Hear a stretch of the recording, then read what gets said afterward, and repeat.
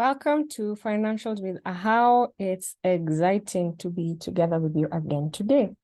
We're continuing to build up this month on wisdom from books, just reflecting on some of the books I've read and some of the best tips that I have picked and that has helped me on my financial journey. And that I pray I have some nuggets to share that will help you on yours too. So in 2020, I picked up a book that was talking about debt. Interesting season for me because I was just coming into a new employment season and kind of trying to ask myself, what are the things that I wanted to work out well? I had made some major investment in terms of going back to school and starting a business, and I had really had quite the experience with debt. So it was a book that was key. I enjoyed the book because it was like a story and it was set in an American background, should have been around the 80s and 90s.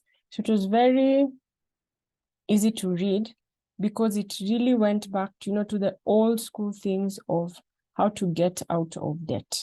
So this family talks about the experience where they had gotten to a place where they were so much into living the American dream. Everything they wanted, the house, the cars, the children in these top-notch schools, and just things seemed to be moving. But sadly, when they looked at their living expenses, they were constantly over and above. So the father, one time, is a man of faith, comes to the place of realization that led him to feel he was living in deceit. That you are living this high life, but it's almost like you're constantly on crunch. So together with his wife, they had to sit down and make some very core decisions. They had, at one instance, almost been kind of their things taken over, but they had managed to negotiate. But now it was really bad. And they did need to make some important decisions, to make adjustments.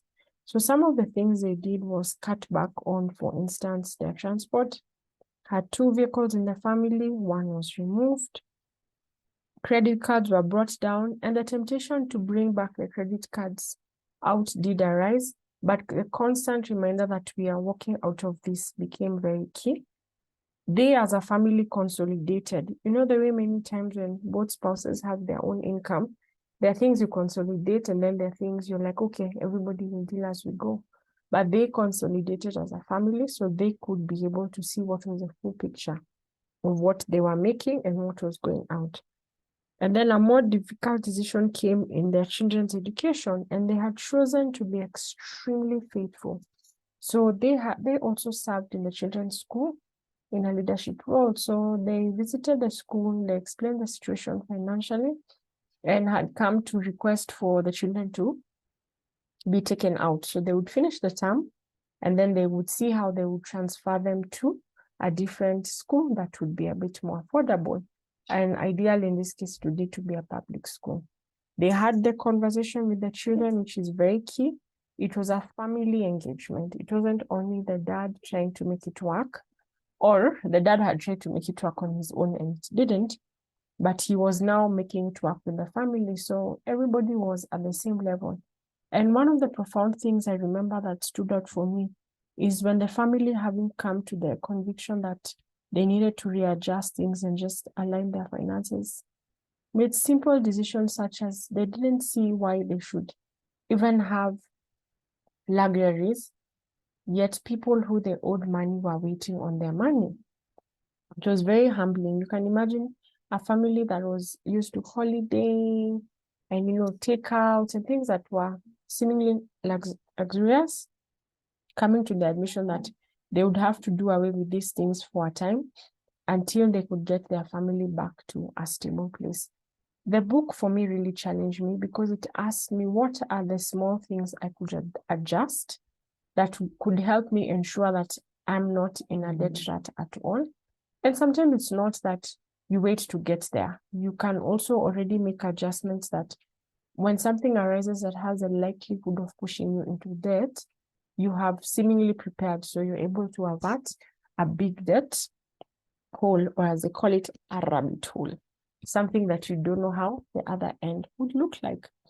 Over time, they were able to make the adjustments needed and even do some of the debt strategies we've heard about, like consolidating the debt and thus making it easier to manage. And then also listing every debt and then starting with the smallest to the largest. So then there's also a sense of accomplishment as they went along the way and they were finally able to get out of that debt. But at the same time, instituting what we said, the practices that would not take them back.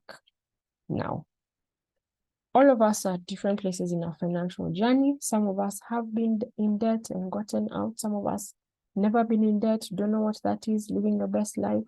Some of us are somewhere in the middle. Do we take a debt for this? And how will we manage it? But the key thing is there has to be a very strong sense of understanding what you're getting into, one. Two, there has to be a sense of what's the big picture? Who else is affected by what I'm taking? In my country, for instance, Kenya, there has been such a rise in debt apps. So that's simply being able to get debt off your phone. But you need to provide a phone number of someone who is a quote-unquote guarantor. This guarantor is not consulted. So you can pick a random person from your phone book and assign them as your guarantor. There is no consent needed. The way these apps operate. The assumption is you've talked to your person and you're in agreement. But you see what that does? It also predisposes another person to a debt risk they don't need. So should you fail to repay the debt, this person is badgered with calls and texts.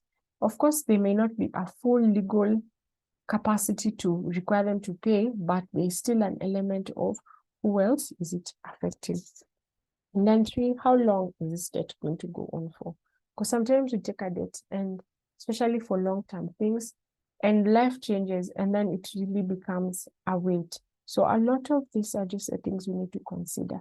And there's a balance between, taking debt for capital and for growth. But we've said this in other discussions. There also has to be wisdom in that. So also thinking of debt versus saving. How do I learn delayed gratification so that I can build a saving culture that enables me to get something with a less amount of debt? Because also we know interest rates are crazy. And you end up sometimes paying even an extra, lump sum over what you'd have paid because of interest rates. So just think around that area. Think around also just experiencing other people's journeys to help you with yours, as the story of this family helped me with mine. And just so me being able to make better decisions around how I'm engaging with debt. I'm challenging you to get better with how you manage debt as you grow your financial journey. Thank you for listening. It's Ahawo.